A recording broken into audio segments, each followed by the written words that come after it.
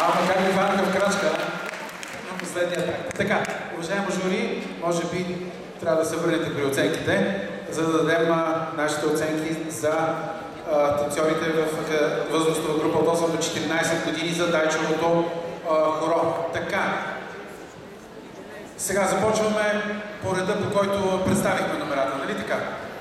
И така, моля за вашата оценка за номер 21, Симона Ивайло.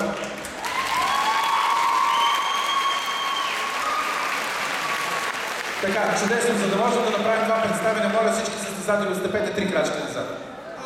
Прекрасно! Така, вашата оценка за Симона Ивайло, моля. Аз бях с гръб. 3 десятки.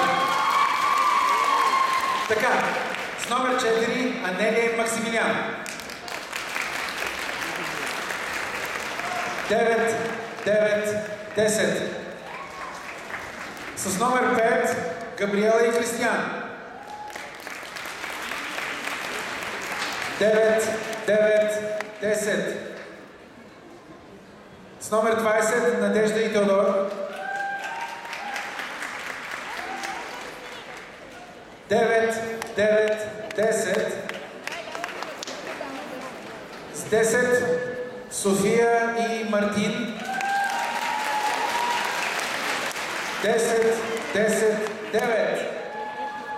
С номер 14, Виктория и Захария. Оценка 10, 9, 10. С номер 12, Йоанна и Инан. 10, 10, 9 е вашата оценка. С номер 8, Лилия и Стилян.